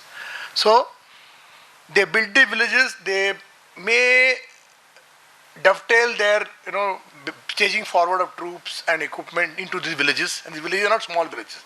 They have 50, 100 houses with sheds and all, and mobile tower and fuel dump, etc. They have got hospital. They will bring there. And how many of these are occupied throughout the year? How many are vacated? How many you have to keep track on all these things? So all these villages and building forward is obviously out of sight of direct line of sight visibility with a binocular. But we have to keep track either by satellite or aerial photographs or some other way, or human on ground. And that information must be passed to these people over the 3-4-8 kilometers of border. That's a huge issue in our system. People don't pass information to the guy who needs it. They will pass it to their boss in Delhi just to earn some brownie points. I could tell that no, there's something happened. But the guy who needs it will get it right at the end, right? If at all he gets it. So we have slowly, as part of CBM, developed some hotlines over the border. Like in Nathula, there's a hotline. In Bumla, we have a hotline. Local commanders can talk to each other and resolve things immediately. Unfortunately, instead of this hotline, initially it was viewed as just a tool to resolve issues immediately. Right? Talk to, people are coming, who is people coming here? We are kindly against the CBM, something we can say. But now the establishment of hotline is viewed as a willy-nilly or a de facto, a de jure acceptance of the legality of the other side to have a hotline there. That means I accept that his border is there, or he has got a legitimate claim there. Therefore, if I accept hotline, therefore I am accepting his claim, therefore border is settled. Now that, kind of a rigid approach is creating problem. Now I hope with this new thing we'll be able to create more of these communication channels. Otherwise, the communication channel all cannot be through Delhi or through Beijing. It has to be on ground. All right.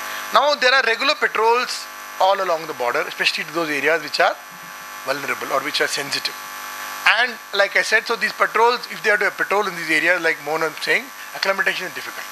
And we have tried experimenting with reduced acclimatization period, reduced number of days in first stage. First stage is 9,000 feet, second stage 12,000 feet, third stage is 15,000 feet. Trying to reduce, ek din kaat do, ek raat ko kar do, sleep down, work up, all that is possible.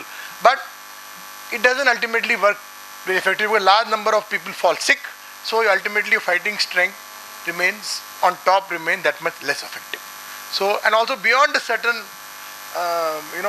period of time, you cannot keep troops there. The way we Indians are, physiologically. Tibetans are different, we are different.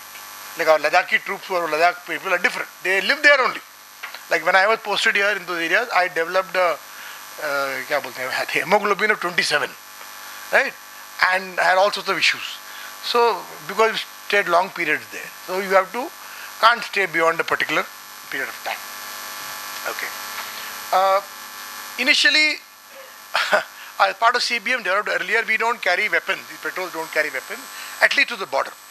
People who go to the exact border, they don't carry weapons. People a little bit behind carry weapons and looking out, keeping an eye on them, or be what we call in mutual support. Actually, we call it a term. Basically, we can support them. But Galwan revealed that this business can be twisted. He's not carrying a weapon, means rifle, but he's carrying other funny weapons. Right? So some club and some spike with some barbed wire on it. No? These are all were not thought of when these CBMs were established, and now they degenerated on both sides. Another issue is of language. If it's a planned contact, or we can see him coming, everything is clear, we have adequate time, we can send a proper patrol with interpreter now. First of all, I can count the number of people who speak good Chinese in India on my hand, one hand. So we carry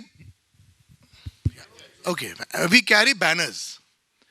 Banners with our broken Chinese written on it for various situations. You are on our territory, please go back, we unfold the banner. Then he'll say something. We know what he's saying. Then we take another banner. Last warning, go back, things like that. So this kind of a thing you can imagine is not really practical beyond a few, 2-3 banners. How many banners can you carry and what all will you carry? That's what you do. Banners. Every action on the border is serious. Yeah. How do you tell him? You are on our border, you put the flag card and wave it at him. Language issue. What I'm trying to say is that we have to be, so ideally every guy in the patrol should be able to speak Chinese. Okay, or at least have one guy who can speak some sort of a Chinese and talk to them. And let me tell you, again, I give you a small personal anecdote. I was talking about that finger area. So when I was also commander brigade here, the company commander here, also brigade commander here, this is finger area. So finger, like you can say, now you can always dispute. Now, okay, the Nala of course comes from here, Gamchona Lake, which is the base of finger. But the finger is not part of the watershed, the Chinese argue. There is a legitimate thing, but the finger is not very wide, a little bit bigger than the building, that's all. And going, wide and going about a kilometer inside. But it's just an issue. So we used to, when the patrol would come through finger, they would run to top of finger and talk to him. There's a cane there called cane 23. Cane is a pile of stones. So put up there by the British actually. So that stone, we tell them don't come beyond this, and there's a kind of then they will try to drive their vehicle to avoid us. We'll drive our vehicle along the cane so that he cannot overtake us. So he'll have all these fancy big, Isuzu SUVs, and we have a kind of a jonga, what he was saying. So we used to turn 2-3 jongas from here and there. So all sorts of stunt we used to do. Then one day I went there, when that happened. So then I spoke to those people. Chinese said, why are you doing all this? Let's go down to this area where I put this little cross, place called Kongrala actually, Cane 5, and so we'll have a cup of tea there and we talk it out. So, kya hai? So in Chinese, fortunately I could speak Chinese, then we spoke there. Then a few months, 1 month passed, winter actually, so not much patrolling. So 26 January I told them, why don't you come for tea to Kongrala, okay, Cane 5. So they said, okay, we'll come, but it will be on your side of the border. It will not be on our side of the border. No problem. There will be no structures put up so that you can claim it that it was put up for some border meeting and all. Only a tent. We'll take it out after that. We call it just a outer fly of a tent. I said, no problem. So we had a meeting, chai, samosa and all. Simple thing. 21 Rajarif were there that time. And I gave a little speech in Chinese. Okay. And in fact, the interpreter, another point I'm going to tell you, the interpreter there was a young guy called Revezi. No, not young guy. Revezi was a youngster, and I had seen him long back. Poor chap was still there, the interpreter, 17 years later. In the same place. So that is also a good idea of their continuity, sense of continuity. So Revezi ko bola, so Revezi stand aside, I want to talk to the boy, your boys. So I spoke to the Chinese boys in Chinese, with my broken Chinese, some small talk, which place, nice restaurant, things like that. And that was it. We have tea, gave some chota mota memento, and that was it. So then February month was Spring Festival. They have a New Year, they call Spring Festival. So they invited us for tea on the other side. So people forgot about the finger. I would like to think that after that we have not heard of finger anymore. Finger has become a non-issue. Okay, it's not an issue anymore. So of course, we consider Sikkim border as settled, but events in 2017 after Doklam revealed is not settled because they did open it up. All right, especially the area to the west, what I was showing you, Nakula and all, they opened it up and did some intrusions here. Right? They agree that the watershed is the border. But where is the watershed is the dispute? Is it that side, here, half a kilometer here, 800 meters here? Where is it? It looks to be here. Everything looks flat out there. Because no, it looks here. Then they would pour a bucket of water and see where does it go. Does it go this side or that side? So all these kind of things are there. So that only can be done if there is a congenial batchit. But if there is just fighting, and no language ability, so then it's a big issue. So just anecdote of that. All right. About tri-junctions. I want to tell you about tri-junctions a little bit. Okay. Now he was mentioning about Dalai Lama and this area, this Tawang area. Now this Tawang, this whole business of this McMahon line is based on a recce done by the previous year by one Captain Bailey. Now Bailey came, sir, if you know that he came along and went up to Bumla. From Bumla came along, same, that Sela, Dirang, Zilong, went up to Bumla. From Bumla he went west. Then the thing became very difficult and he didn't go. He came back to Tamang. Then he came down here, okay, and then this is a lake called Shungetsar actually, and went west along the what Mohan was mentioning about the Nyamjang Chu Valley. From there you can see the Thagala side, and they basically he didn't go there. So when he came down later on, and they withdrew back through Bhutan, and they came back like this. So he just joined the line. Now, does the line from Bumla side go on top of Thagla? Does it come below Sundarangchu and go base of Thagla towards the Namkachu and go toward this boundary? Now, that boundary, what we say is Jarjangso, the place called Jarjangso here, small lake. It's a glacial lake on top. From there, it's a perennial lake from where it flows. Namkachu starts. Now, from there, where does it go? Does it go down? Does it go along the ridge line, what we claim? Enika is holding the ridge line after 62. We are down. And we are on this side, next ridge line, Thatungla. We are here. So he is there. But mind you, Dalai Lama crossed over in March 1959 in a place called Kinzamane. Kinzamane is still held by us across the Namkachu. In the rest of the ridge line is held by Chinese. One particular portion, small spot here, is held by us. One post. No bigger than twice size as room. That's all. ITBP post now. Army looked at it, but it's a traditional ITBP post, not touched it. Kinzamane is across. So they accept the legitimacy of your presence in Kinzamane, which is in Thagla. So if they accept Kinzamane, why not rest of Thagla? Things like that. All these have to be discussed. But this whole thing has been called an agreed dispute area and we don't touch it. Both the sides don't touch it. But like I said, it can always be touched. There is no trusting the Chinese. So what about these? You've not heard of Jarjangso, Nakula, or telling you about that, the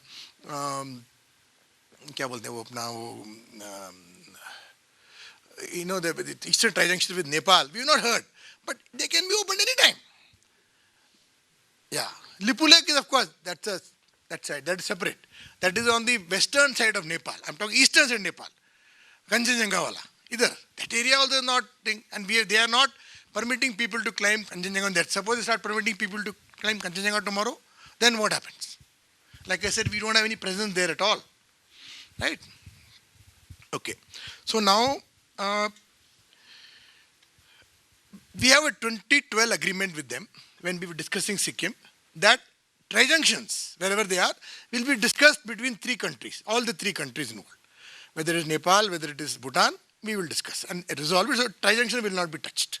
So we always quote this agreement that tri-junction will involve third party. So that's why when China and Bhutan talk, then we say, no, tri-junction is our issue because it's as per 2012 agreement. But you know China, they can always go back. In fact, that is part of their, always their style, I would say. Nothing is pakka. Even if you sign something, it's not pakka.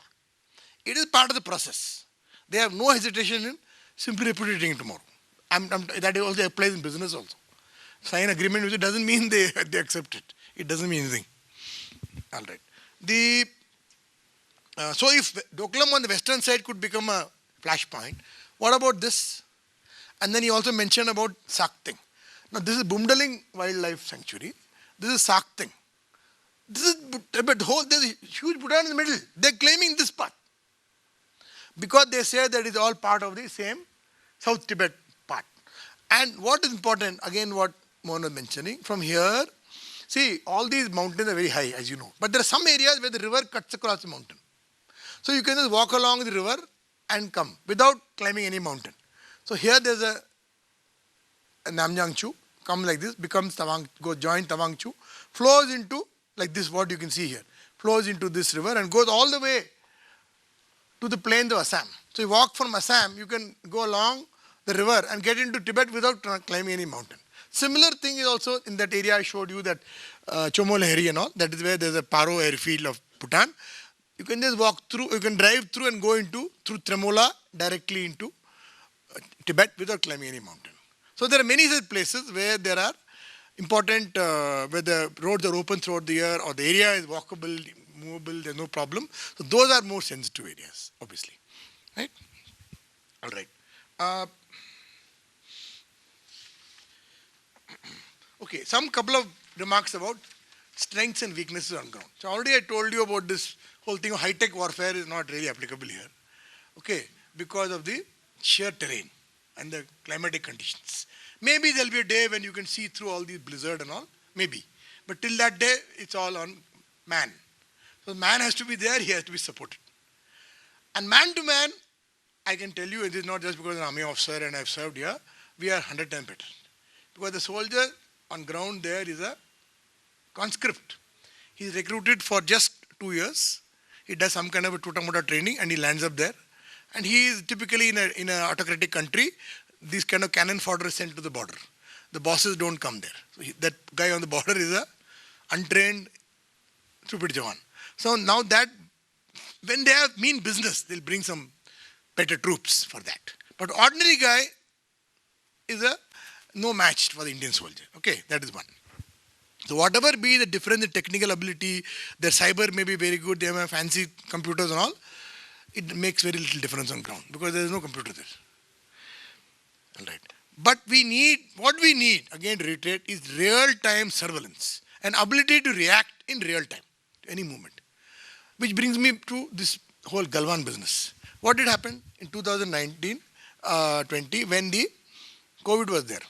They had the annual exercise. At that time, China announced that we have no COVID, we have controlled COVID, COVID has been defeated and all, but we were having COVID. So we didn't have a mirror exercise there.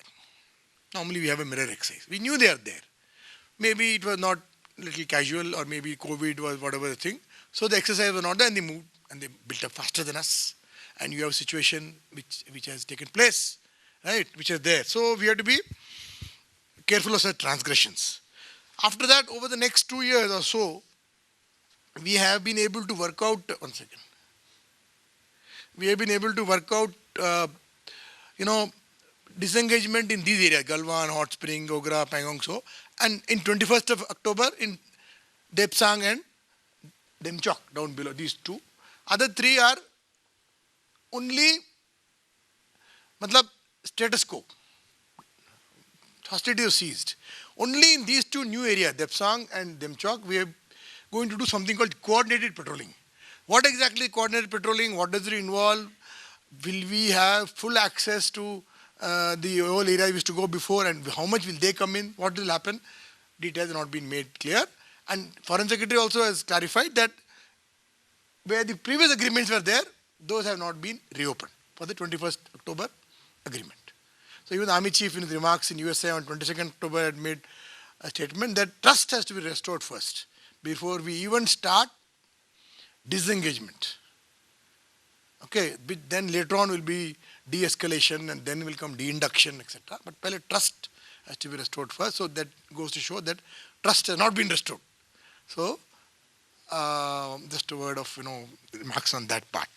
Okay, so see, it's always Chinese who move forward. They move forward, they occupy some area, they prevent you patrolling some area, then they move forward, then they say, okay, let us establish peace now. Let us de-induct. Okay, whatever extra force that come in, but we will not go back. So they are the ones who moved forward. They're quite happy to do buffer zones, etc. So this is one thing which is the problem of not having a defined LAC. What is their LAC? Like the line we have drawn, Johnson line, Ardag line, A line, O line, Maharaja, Gulab Singh, Ranjit Singh. But what is our line? What is their line? The only line we have all been fighting for is that DO letter written by Chavan Lai, 14-page DO letter in which he attached a map, 59 DO letter. It's a 1 inch is to 25 miles map. Okay, that means we were mentioning that the thickness of the pen, even a small pen is a couple of kilometers.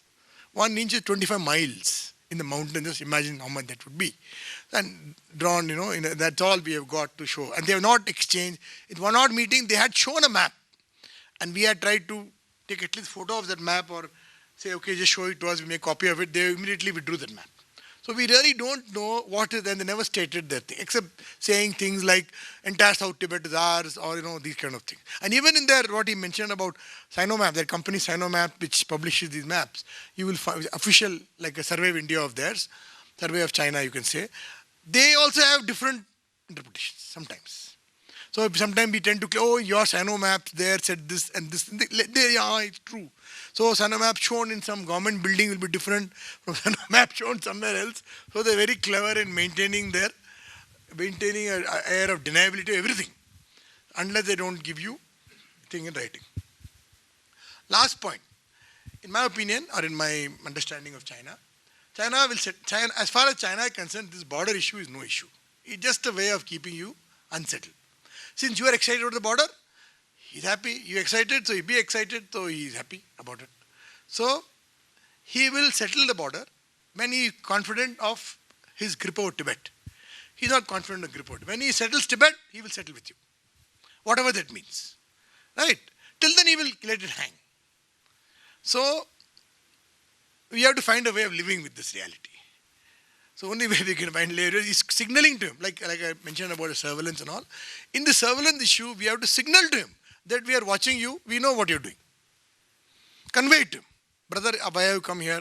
And so nice to see you here. I see my old friend Revezi there.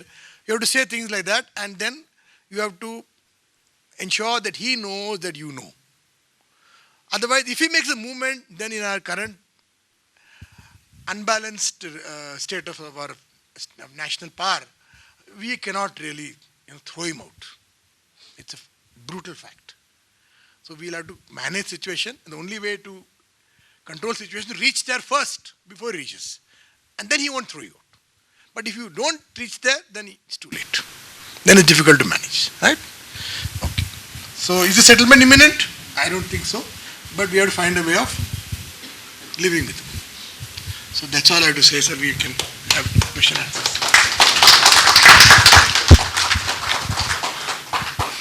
Thanks, Major General. I think you took us into very, very unknown terrain. A lot of interesting anecdotes and things we just never heard in our life, some of us. And you really gave us a feel of what it would be to experience, to be there. And also the language issue. I think we really had a wonderful evening. At the end, you summed up by saying, you are like winking in the dark. As a journalist, communicator, advertising guy, you feel like you are winking at a girl in the dark. You know you winked, but you don't know the response. So we are in that situation in the Chinese border. So till Tibet is solved, we don't know what the Chinese will do. I think on that note of very interesting possibilities, excitement, and a lot of future, we will take some questions quickly. I really appreciate the audience's patience to listen to a very, very long session. And please raise your hands and we'll take a couple of questions quickly. Good evening, sir. Must first of all thank you for a very splendid session and lot of great knowledge. And though I've been in the army, but I've not worked in that kind of terrain and that sector. But however, a great awareness about this real part of the actual situation. My name is Colonel Nasser Hossain Dubey, and I'm from the Parachute Regiment. My question is this: when we are facing with the Chinese, what is this policy of not having a weapon, either with us and either with them? How that evolved? Why that evolved? What is the background of that? I just want to understand a little bit of that. Though it may be very, minor thing, but still I wanted to understand why this has come to this level. Thank you. From 2003 till 2012, we had a series of CBMs, protocols, on how to manage the border. Like first, we said we will inform each other of, first restrict the number of troops on the border. Then we'll inform each other of any exercises to be done.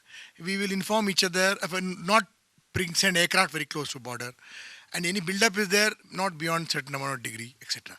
Also about how to manage these kind of, patrol contacts. So one of the ways thought was to not allow the people actually coming to the border to carry weapons. All right. Initially, we used to have that we'll have weapon facing, which is kept in the back, facing downwards, and both hands should be free. No weapons kept in the hand. If anybody catches a weapon in the hand, weapon, it was understood to mean a firearm, right? So firearm in the hand means an aggressive gesture. So we used to keep our hand like this and talk to him literally like this, or put your hands in behind your back, like like a army Vishram position, we say, and then talk to him. This was the drill involved. Both sides used to follow. Then we even went one step with no weapons. Of the actual 2-3 guys who were talking, guys 50 yards behind can have weapon, right? So then it evolved that we will have 1 or 2 guys in the with a in lying position with the LMG here and there. So that we had started. So this was the idea. But this thing whole went south after Galwan, when fine they didn't have firearm, but they had other weapons. So yeah. Just to reinforce what General Jaishankar is saying, it is not true to understand. If you think that they are not carrying weapons, it's wrong. The patrols are carrying weapons. Only thing, the barrels are facing down and they are not pointing at the enemy so that they cannot be used in the activities. Otherwise, the patrols are armed. And actual 2 guys talking will not. And if, Use of these unconventional weapons was not the first time in Galwan.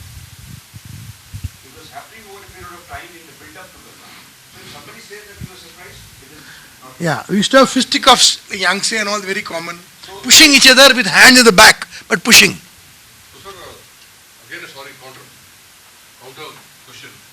When they were carrying unconventional weapons and coming forward like this, why We also carried. That's a misnomer. We are carrying. See, like I said, putting your hands in, standing, with each other in line, sometimes 5 deep, like this, and talking to each other. And your company commander or your CEO is talking there, Jawan is standing like this. Alright? They also standing like this. Then you push each other like this. It may seem childish, but that's how it was. So because one line is not good enough, like tug of war. So you have 2 lines push each other. There will be 2 more lines. Who brings more? So you have, since they have got 2 lines, we have 2 lines. So what we say, we'll keep 50 men waiting in a bush behind. If they come, we'll spring up and join. Like that. Then it became, हाथ आगे निकालो मारो. वो मारना Yangtze वगैरह में होता था. Right? So it was a, so At the Galwan Heights, the 2 regiments involved were the 15 Bihar and the 2nd Sikh. many battalions were there, so we'll not take name. Lot of deployment. Initial battalions, the initial unit involved were definitely Bihar battalion. And they are housed at the Whose wife is here only. Patnam garrison. Some of these so-called arms, the batons, which were misused wrongly. They are housed there in the garrison, but it's not been publicly announced. They are there.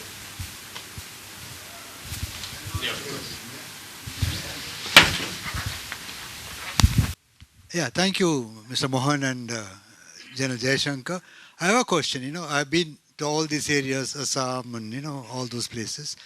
I am, again, Brigadier Raghunathan, retired, settled down for the last 25 years in Secunderabad. My one question is, how about the sugar sector? Is anything happening there? Or we don't get to hear much about the sugar sector. Because that's also, I've been that side also, but nothing much is heard, any disputes from that area. Why so? And if you have any different views on that? No, there are no active disputes there, but these are also part of agreed dispute areas. So our response there is that we have got now units which were not there previously in your time, which are, you can say, northeast of Shimla, in kind of touching altitude. Right? There's a place actually called Ramki something, once I forget the name. So, and they, during the summer months, send a large number of troops there on top, on the for patrolling, who are just at the, in the reverse slope as we call it, so they're not visible to the enemy, but they can build up, etc. This was not there before. So we have presence there. We are not activating the border there, but we have got a very close presence there, physical presence. My own battalion is there, in fact, right now. When the issue of Mountain Strike Corps came up, while Mountain Strike Corps headquarters may be in Ranchi, the troops are not in Ranchi. Yeah, that's what. The troops are dispersed in areas where they will be employed, ready to be acclimatized and employed. So the headquarters just moves, plugs and plays. So the understanding that Ranchi mein hai to nahi kar payenge, no. The formations are all over, strung along the northern borders. They know the areas of application. They know at what point in time will they be applied. It is not in the initial stage of the battle. As the battle develops, so they are ready. They have acclimatization areas where they can be deployed and acclimatized and applied. So the headquarters is the only one which plugs and plays depending on where you want to launch the strike corps. Yeah, I think thank you very much. One more question from you. Sir, were there any Chinese casualties during that Galwan? Casualties? Chinese? I think public knowledge. No. Casualties in Chinese side? Yeah. Yeah, they were. Okay. Not. They have claimed for the Russian and there was a news report from Australia which said that they had more than 45. Yeah. The Indian troops have witnessed around 70 plus minus take 10 being evacuated from the battle zone in various modes of transport as casualties. While the Chinese have actually claimed in the month of February next year only 4. But they were awarded gallantry awards in their national day parade. Okay. Yeah, any more questions from? Yeah. The casualties took place there because they were struggling on a Cornish, which is, I am Ramchandramurthy, editor. which is a ground Farmer journalist. which is a ground over the river. The Cornish collapsed, and the Chinese troops and Indian troops both came down into the river. And we recovered the Chinese bodies also. We recovered 14 Chinese bodies and gave it back. But we don't say we recovered 14 bodies. And we had some taken live also, who we returned back. The Chinese claim 4 died. But it's equal number died on both sides because 1 to 1, man to man, you were struggling on the Cornish. You all came down. That is why disengagement is very important. At least don't be physical contact. That's why the border agreement, if at all there is ever one, should be done by military men. Because this has to be a tactical border here. It can't be a political border. And military men know where to draw lines, which is how I'm glad that was actually one of my recommendations I had written, that border should be settled by the military. That in the talks, the corps commanders are talking, not the joint secretaries. The joint secretaries then get turned every 2 years. He doesn't have continuity. So the army is there on the ground. They know what heights to have, what heights not to have. And they're where to draw the line. So I think some learning has taken place. But this border management agreement we had is a very interesting agreement. There are most places where we dispute, the lines overlap. Line of actual control, our side might be 5 kilometers beyond their line of control. So the agreement says that my patrol can go up to my line of agreement. They will not be there. Then we will go there and put a tent and sit there for a while, make some tea and leave some cigarette packets and some empty beer cans or whatever, and come back. Those are known telltale marks of evidence. Then the Chinese fellow will come, clean up all that. They carry big black plastic bags, put everything in the bags, and they come to our line and do the same thing at our line. So then we go and clean it up. So this is the agreement we have, which they breached. But one day saying we won't go back. Because at a place called Demchokwi, the ITBP, Indo-Tibetan Border Police fellow, he carries steel sheets with him because the wind is blowing. So they plant the sheet in the ground and sit behind the sheet because the sand will cut through your face otherwise. So these fellows said, what is this nonsense carrying the sheet each time? Isko yahan rehne de usko. The Chinese said, you built a post there. So we will build one ourselves. Then ITBP doesn't tell the army that we have done this. They will tell the Joint Secretary, IG in Delhi. IG in Delhi will tell his Joint Secretary. Joint Secretary will the MOD Joint Secretary. MOD Joint Secretary will then inform the army. It takes about 40 days by the time the army knows that 5 kilometers away the Chinese have come. Now, in Pangok Lake, the Chinese occupied those fingers, 5 fingers. When they were occupying those fingers, army is not supposed to know, but army can see. But the information has to come through ITBP back to army. So I kept asking, don't you have binoculars to see?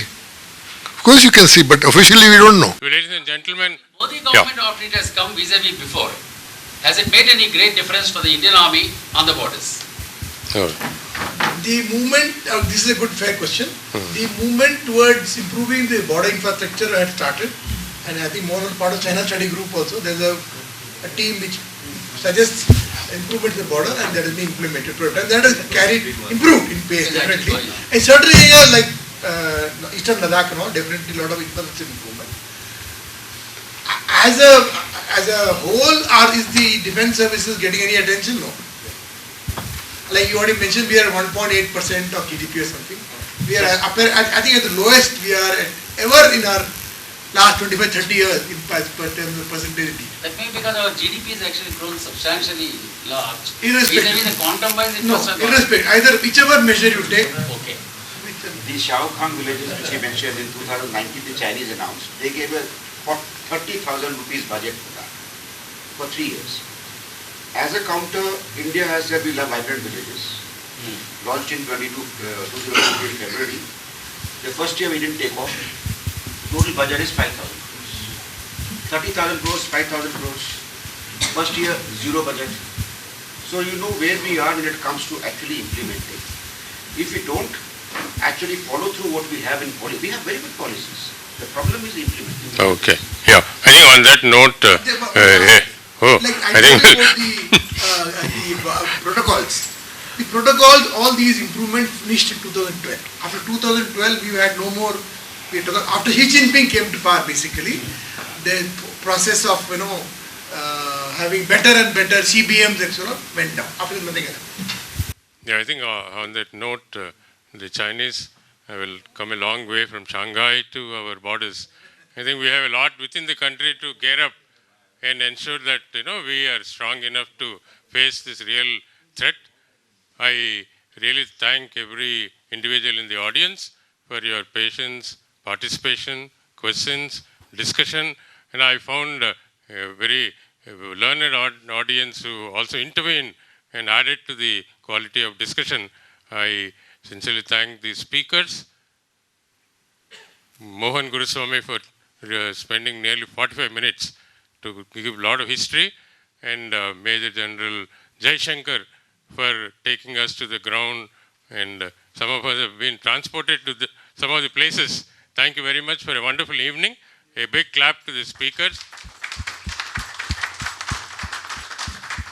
and also the audience.